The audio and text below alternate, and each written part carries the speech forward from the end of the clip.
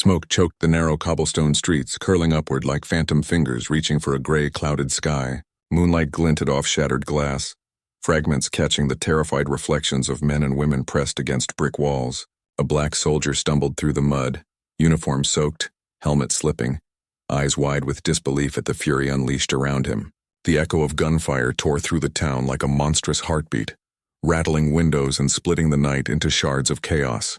Above, a solitary street lamp flickered as if gasping under the weight of the violence, casting jagged shadows that danced across torn posters and abandoned bicycles. A British family crouched in the ruins of their parlor, hearts hammering, knowing that standing between the town and the soldiers was the only choice they had to protect those who had fought for freedom. And in that instant, the world held its breath. The thin line between courage and carnage, never more palpable. As a small town dared to defy the might of the American military police to safeguard the dignity of black troops who had already risked everything. The morning fog rolled over the small, British town of Littleworth like a shroud, dulling the sharp angles of its cobblestone streets, dark brick facades and wrought iron railings. Shops that had once thrummed with the gentle bustle of daily life now stood shuttered, windows fogged and plastered with the remnants of wartime posters urging, "Keep calm and do your duty." The air smelled of wet earth, coal smoke and the faint tang of fear that had settled over the town like a living thing. Soldiers in mud-caked boots patrolled the perimeter, their dark uniforms heavy with the weight of authority and tension. But in the heart of this quiet, unsuspecting place, an undercurrent of defiance thrummed, one that would soon erupt in violence and courage the likes of which the town had never known. At the center of the town, the market square stretched out in cold gray perfection. Vendors' stalls, now abandoned, still held the remnants of yesterday's produce. Apples bruised, cabbage leaves drooping, and crusted loaves of bread left to harden under the drizzle. But the square was no longer a place of trade and gossip. It had become a stage for the first collision between the occupying forces of the American military police and the local population, who had quietly resolved to protect the soldiers who had come from across the Atlantic to fight, yet faced discrimination even among allies. Private George Thompson, a young black soldier of the 761st Tank Battalion, hurried along the rain-slicked streets, gripping the straps of his backpack with white-knuckled hands. The 761st, famed for their courage in North Africa and Italy, had arrived weeks earlier to find themselves trapped in a strange kind of battle on the home front. George had seen horrors beyond imagining, flames licking at Italian villas, screams punctuating night raids, but nothing had prepared him for the hostile stares, the whispered warnings, and the barely concealed threats from men who were supposed to be fighting on the same side. The townspeople had watched him and his comrades arrive, noting the subtle differences in how they were treated: separate dining tables, restricted access to local facilities, curt orders from MPs, and a steady undercurrent of tension that thickened like smoke in the damp streets. And yet when the first rumors circulated that American MPs intended to enforce strict segregation even here, threatening to forcibly remove black soldiers from billets where locals had given them shelter, the town's ordinary citizens quietly began to stir. They were shopkeepers, bakers, teachers, mothers, and fathers, people who had never lifted a rifle in anger. Yet they understood that injustice in their streets demanded action. Margaret Reynolds, a schoolteacher whose husband had been killed in the Blitz, moved silently through the alleys carrying loaves of bread and blankets for the soldiers billeted in her neighborhood. Her small frame belied the steel that had built in her during the years of war. She had watched George Thompson deliver letters from headquarters, quietly handing them to families, offering reassurance that the soldiers were not invaders but allies.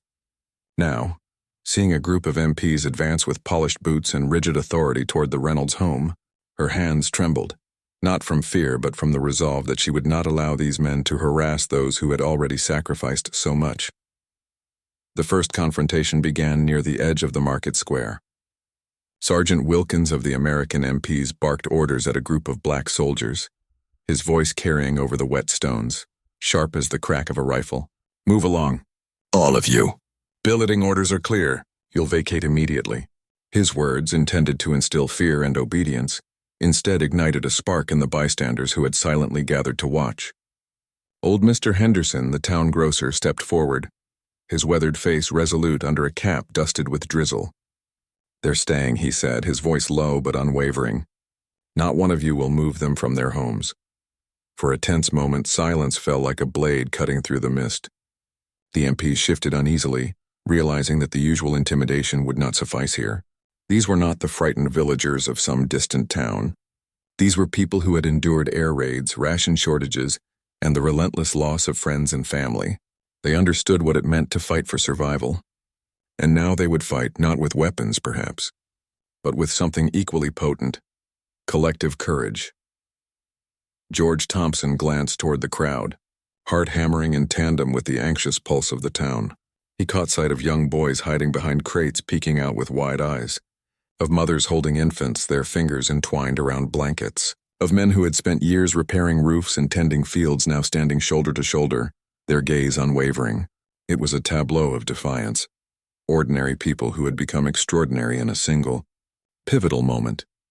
The first volley of violence erupted when Corporal Jenkins, a hot-headed MP, shoved a soldier attempting to enter the Reynolds home. The shove was slight, but its significance was monumental, the collision of raw authority against innocent yet resolute defiance. The crowd surged instinctively, a tide of human bodies moving to protect the soldier. Shouts filled the foggy air, mixed with the harsh commands of MPs and the cries of those caught in the sudden chaos. Rainwater splashed through puddles as fists were raised, doors slammed, and the market square transformed into a living battlefield of resistance. Amid the confusion, private conversations and secret signals passed quickly among the townspeople. Mrs. Reynolds beckoned young men to barricade the doors with furniture. Mr. Henderson overturned his fruit cart to create a makeshift shield. Others, armed with nothing more than broom handles and sturdy fists, positioned themselves strategically along the narrow lanes. Every object, every gesture became a weapon or a shield in the desperate choreography of survival and protection. George and his fellow soldiers moved cautiously, balancing fear and hope, aware that the line between friend and foe was delicate and constantly shifting.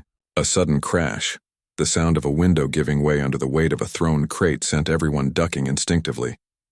The MPs advanced in tight formation, rifles raised, but the townspeople had learned to use their intimate knowledge of the cobblestones, narrow passageways, and overhanging eaves to their advantage. Smoke from a burning crate mingled with fog, creating a visual labyrinth that both concealed and revealed movements in equal measure. And yet, despite the chaos, moments of humanity persisted. One young soldier helped an elderly woman across the slick street, while a small boy offered a cloth to staunch a bleeding hand. The juxtaposition of violence and care, fear and bravery, despair and hope, transformed the unfolding scene into something profoundly cinematic, something that could only be captured in memory or, decades later, in faded black and white photographs that seemed to hum with the life of that night. The battle, such as it was, remained irregular and sporadic, more a struggle of wills than of organized force. Townspeople pushed, pulled, and yelled, refusing to let the MPs isolate or intimidate the black soldiers. The MPs, in turn, struggled to maintain the veneer of authority, unprepared for a populace willing to risk imprisonment, injury, and social reprisal for the sake of justice. It was not a clash of armies, but of moral determination, a conflict where courage and decency weighed heavier than bullets or brass buttons. By the end of the day, as twilight bled across the horizon and the drizzle tapered to mist, both sides paused, not in victory, but in recognition of the extraordinary struggle that had transpired. The townspeople, exhausted and bruised, had held their ground. The MPs, frustrated and humiliated, withdrew temporarily, leaving behind the palpable residue of tension and respect that only such unforeseen confrontations can generate. For George Thompson and his comrades, it was a moment of affirmation that even in a world engulfed by war, pockets of humanity, solidarity, and bravery could and would exist. In the alleys and streets, whispers began to circulate, stories to be retold for decades, of a small British town that refused to bend, of ordinary men and women who rose to extraordinary heights, and of the fragile, fleeting victories of courage against institutional force. The stage was set for a much larger, more intense struggle, one that would test every ounce of resolve, cunning, and solidarity that both the townspeople and the soldiers could muster. Night fell over Littleworth like a velvet curtain smudged with ash and shadow, swallowing the town's narrow streets and alleyways in its quiet, oppressive grip.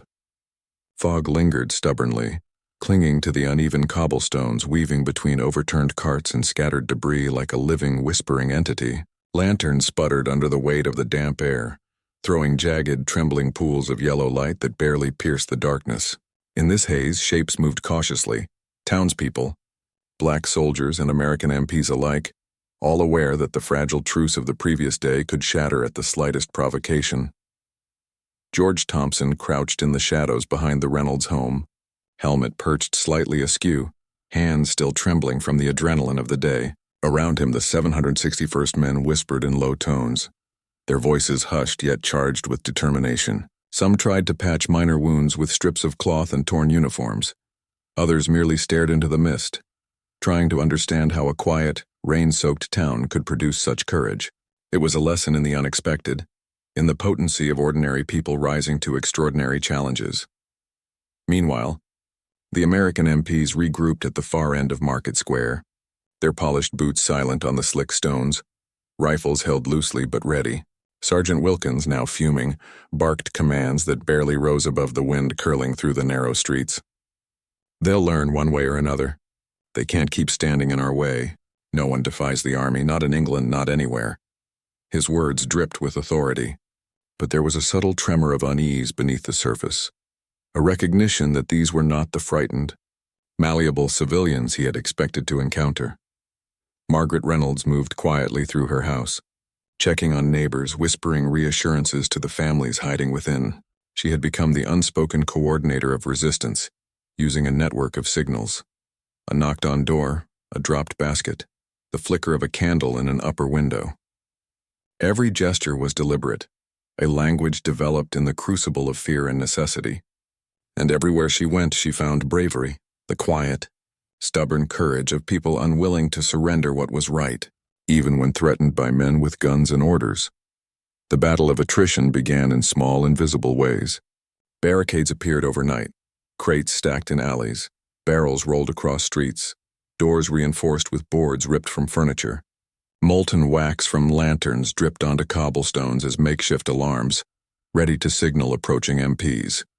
Windows were shuttered and then unshuttered in sequence, creating a maze of false openings and dead ends.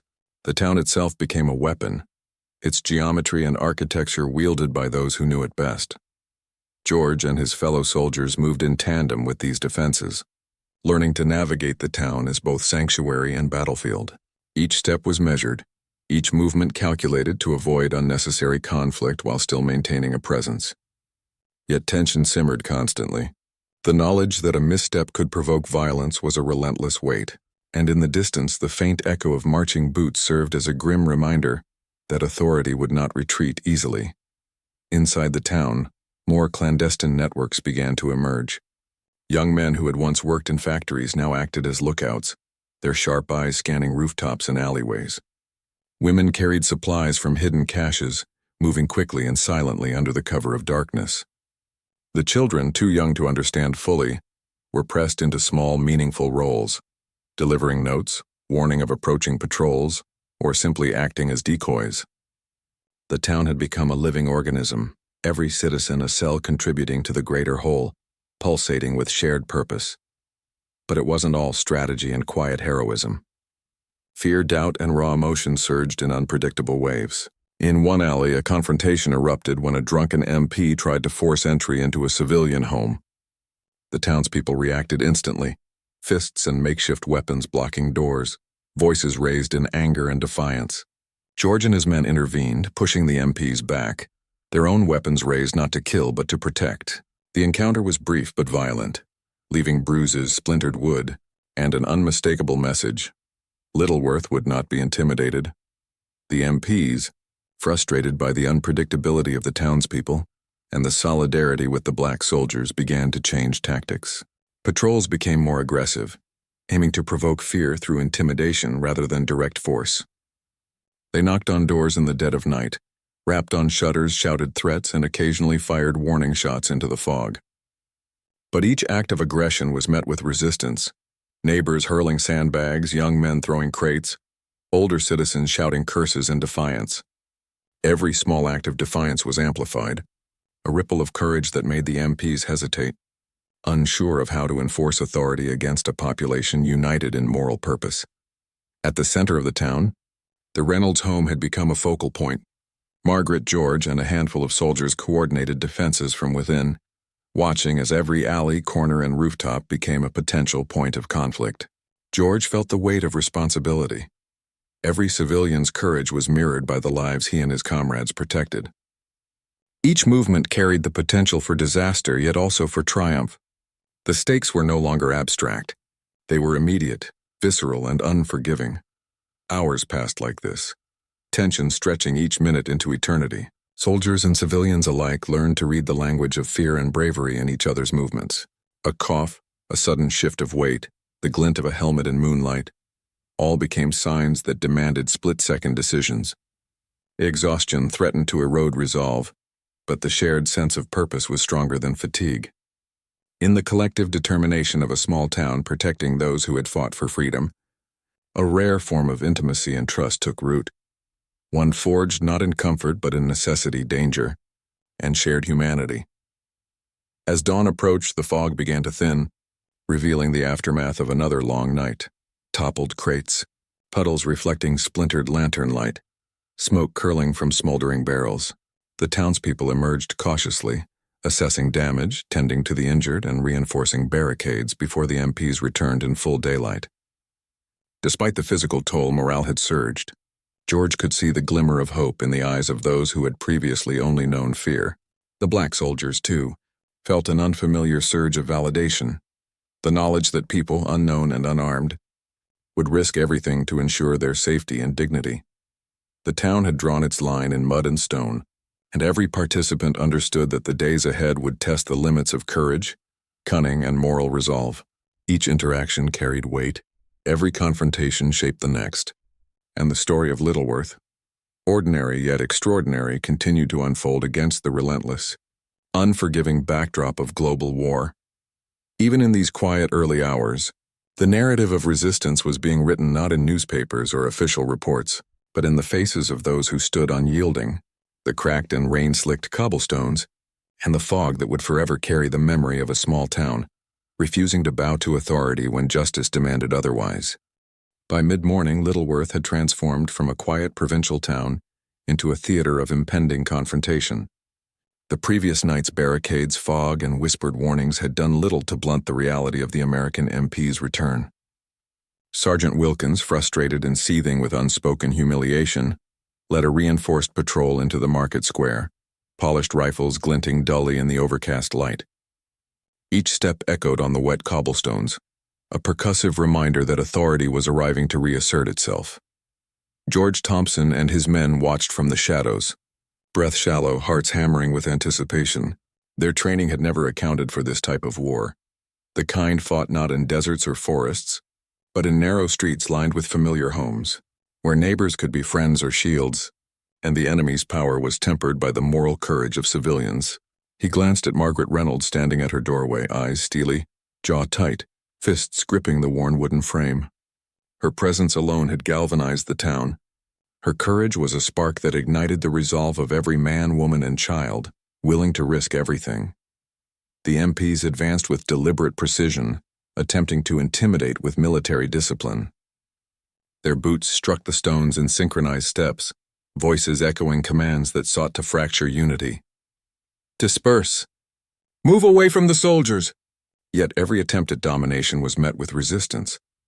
Mr. Henderson, the grocer, had stationed himself in front of the Reynolds home, a broom handle in hand, posture rigid with defiance. Beside him, younger men hurled crates onto the narrow street, forcing the MPs to slow, dodge, and rethink their approach. Chaos erupted when one soldier, caught between duty and fear, hesitated in obeying a direct order. A civilian, sensing opportunity, shouted a warning, drawing attention and temporarily halting the MP's advance. That single pause was enough.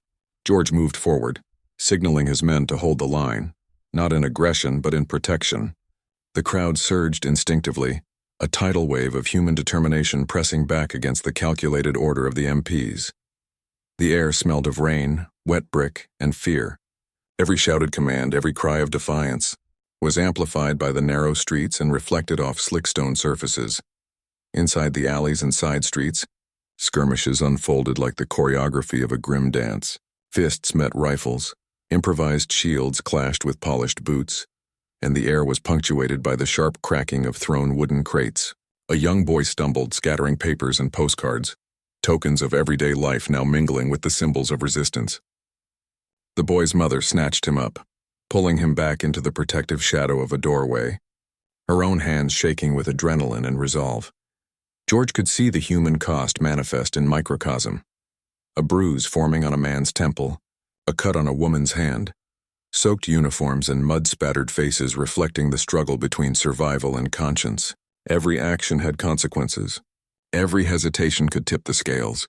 And yet in these moments, the extraordinary strength of ordinary people became unmistakably clear. Each act of defiance, each strategic placement of a barricade, each whispered instruction carried the weight of lives and ideals.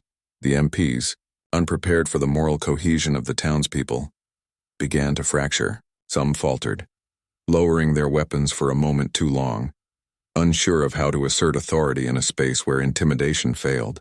Others acted rashly, swinging rifles or shoving civilians, creating new flashpoints of conflict.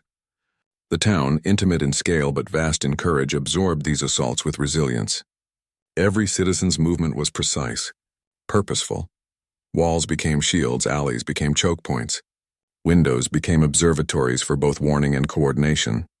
Margaret Reynolds moved through the fray with a deft efficiency that belied her years.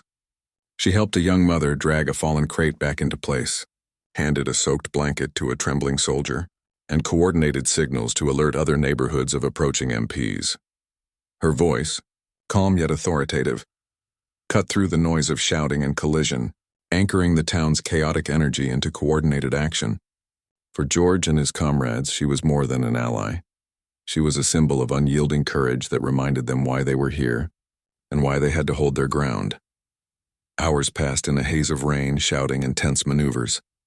The MPs attempted to leverage fear, using their rifles' presence and occasional fire into the air to scatter the defenders. Yet Littleworth citizens were no longer passive bystanders. They had become active participants in a moral struggle. Their homes and streets turned into instruments of protection. Men wielded broom handles and rolling pins. Women hurled heavy objects to create distance, and young boys ran messages between barricades, their small frames moving like sparks through smoke and fog. George felt the strain in every muscle, every nerve ending heightened by the constant threat. His men moved fluidly, adapting to the town's rhythms, coordinating with civilians without verbal commands, relying instead on gestures and subtle signals.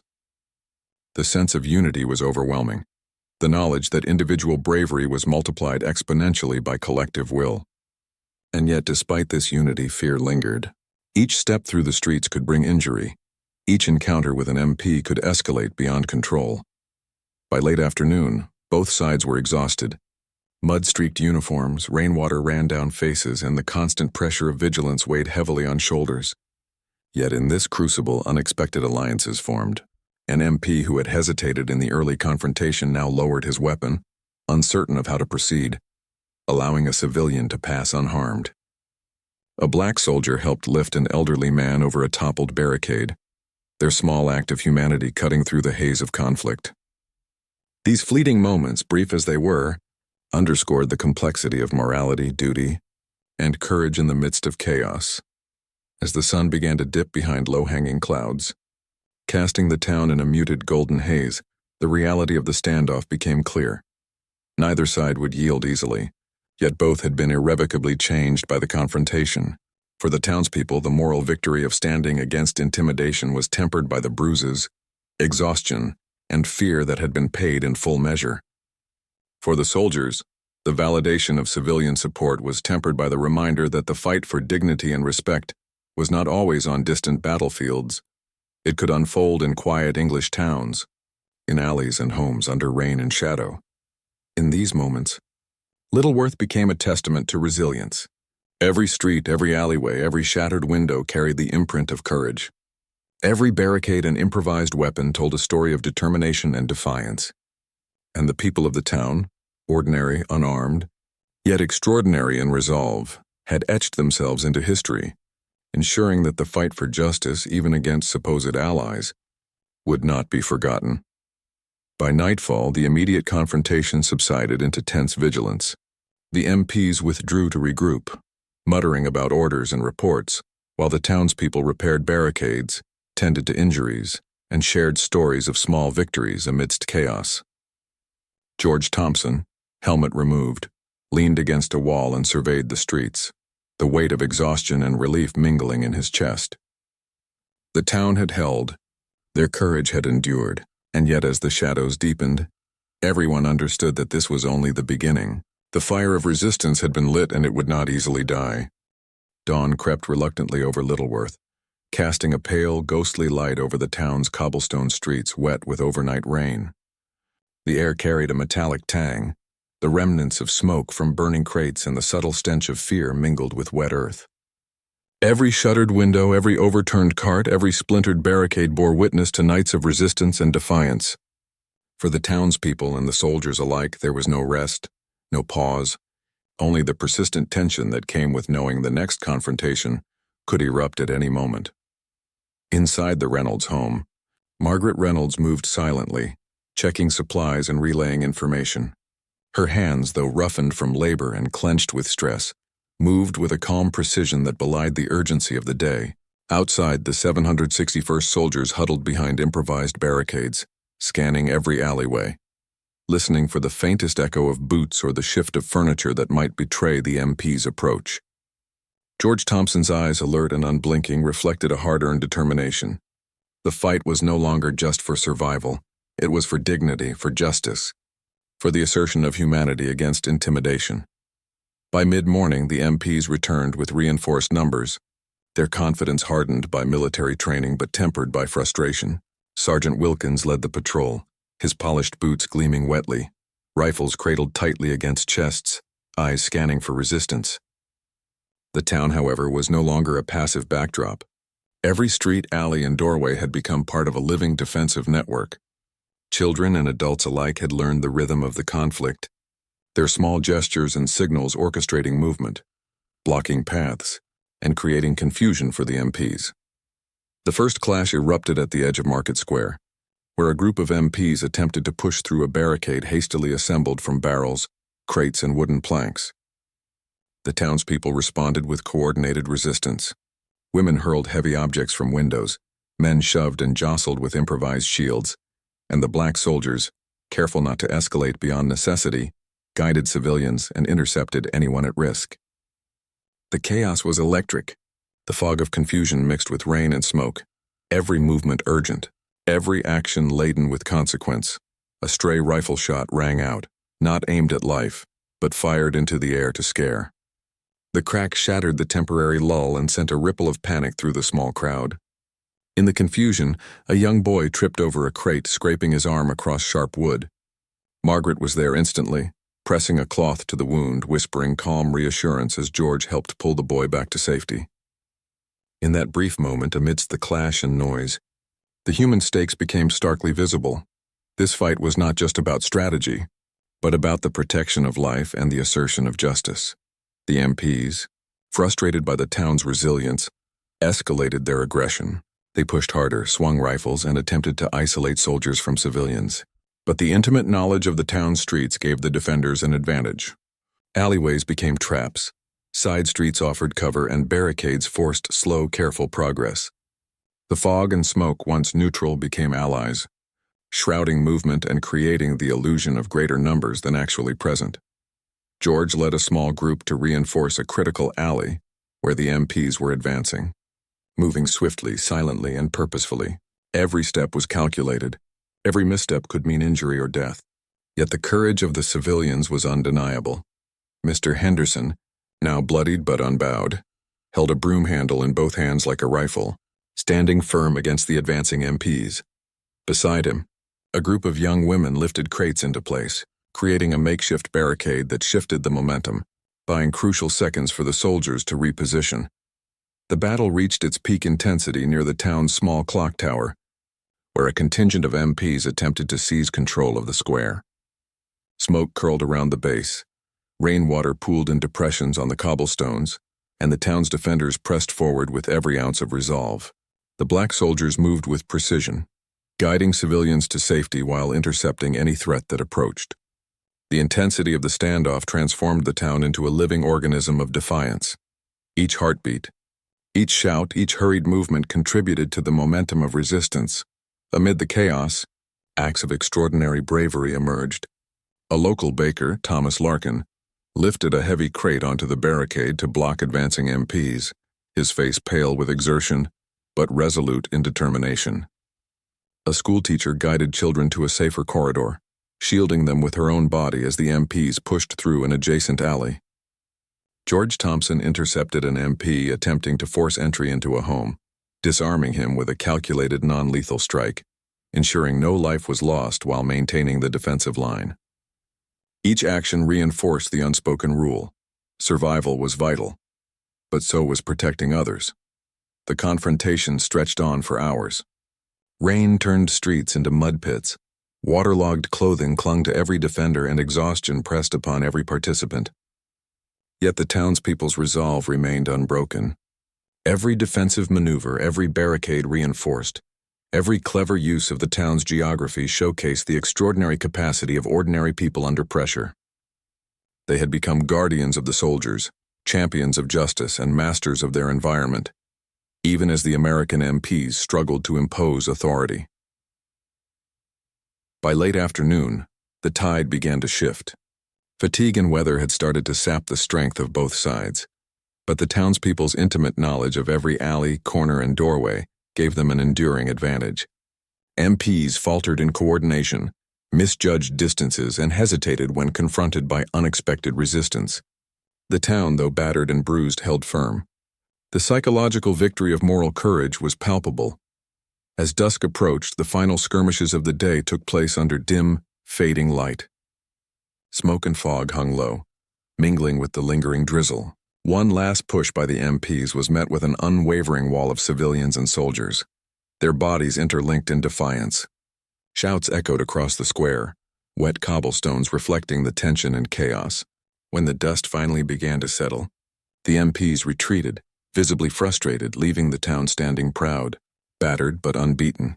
Margaret Reynolds, bruised but resolute, moved among the defenders checking injuries, offering words of encouragement and ensuring the town remained vigilant. George Thompson, helmet removed and hair plastered to his forehead by rain, surveyed the aftermath. The streets bore the scars of struggle, overturned carts, shattered crates, smoldering debris, but also the unmistakable imprint of collective bravery. This was no longer a simple town. It was a symbol of resistance, a testament to courage, and an enduring reminder that even ordinary people could rise to extraordinary heights when confronted with injustice. As night fell, quiet settled over Littleworth. The town was exhausted but unbroken, its people and soldiers alike forever changed by the confrontation. The fire of resistance burned brighter than ever, tempered by shared struggle and the knowledge that the battle for justice, respect, and human dignity would continue. And within that quiet, the embers of hope glowed, fragile yet unyielding, ready to ignite again when called upon.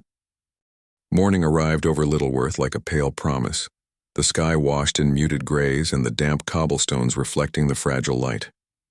Silence hung heavy, broken only by the occasional drip of rainwater from tiled roofs or the distant crow of a bird.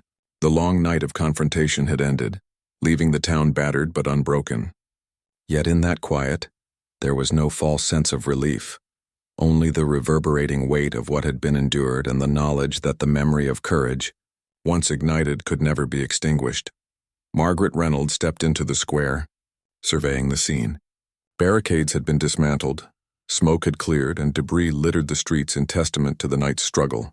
Faces of townspeople, weary but proud, reflected a mixture of exhaustion, relief, and solemn pride. Children clung to mothers, soldiers helped the injured, and neighbors exchanged silent nods of acknowledgement, each gesture a testament to shared resilience. George Thompson, helmet in hand, walked beside Margaret, taking in the aftermath. His uniform was caked in mud, his face streaked with rain and grime, yet his eyes held a light that had not been there before, a quiet acknowledgement of solidarity, survival, and victory that transcended the formalities of rank or command. The MPs had withdrawn from the town center, retreating to regroup and issue reports that would never fully capture the defiance they had faced. Their polished boots and rigid discipline could not withstand the combined will of a small town united in moral purpose. The lesson, imprinted in every soaked brick and every mud-smeared face, was simple yet profound. Authority without justice falters, while courage, rooted in humanity, can reshape the course of events. Stories of individual bravery emerged as the townspeople began to recount the events in hushed tones. Thomas Larkin, the baker, had risked injury to block a critical alley. A schoolteacher had guided children with unwavering calm. Young men had acted as lookouts, coordinating movements that preserved lives. Every act, no matter how small, was magnified in significance. Even the soldiers, seasoned by campaigns across continents, recognized the extraordinary heroism displayed by civilians who had never faced combat before. George Thompson visited the makeshift infirmary in the town hall, where civilians and soldiers alike tended to minor injuries. Bandages were soaked, bruises dark and swelling, yet no life had been lost. The town had been a crucible in which the ordinary had been transformed into the extraordinary. In each face he passed, he saw reflection of resilience, and in each glance, he recognized a bond that would endure long after the war itself had ended. Outside, the market square bore the marks of the night's struggle. Overturned carts, broken crates, muddy footprints weaving a complex tapestry of human movement and resistance. Smoke still lingered faintly in the corners, curling against the gray sky like whispers of the past. Margaret Reynolds gathered the townspeople and soldiers together, standing at the center of the square. Her voice, though quiet, carried across the stillness, words of acknowledgement, gratitude, and unspoken understanding. The message was clear. What had been accomplished was not the work of one, but of many, united by conscience, courage, and the unyielding refusal to bow to injustice. The black soldiers, including George, felt a profound sense of belonging and recognition. They had fought not only battles abroad, but battles at home, against prejudice, intimidation, and injustice, even among supposed allies. The solidarity demonstrated by Littleworth had changed the nature of their war experience, leaving an indelible mark on hearts and minds.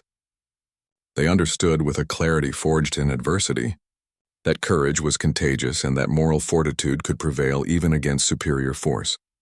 As evening fell, a quiet procession of townspeople and soldiers moved through the streets, tending to final repairs and sharing moments of reflection. Lanterns were lit, casting soft pools of light across wet stones, illuminating faces marked by fatigue but softened by relief. Conversations were low, punctuated by laughter, tears, and the occasional sigh of remembrance. Every gesture, every shared glance carried weight. Every smile was a quiet testament to survival and solidarity. In the days that followed, Littleworth became more than a town. It became a symbol. Stories of the night's defiance traveled quietly through neighboring villages, eventually finding their way into military correspondence and local chronicles. The events were never grandiose battles in historical textbooks, but they were battles nonetheless, fought with courage, ingenuity, and moral clarity.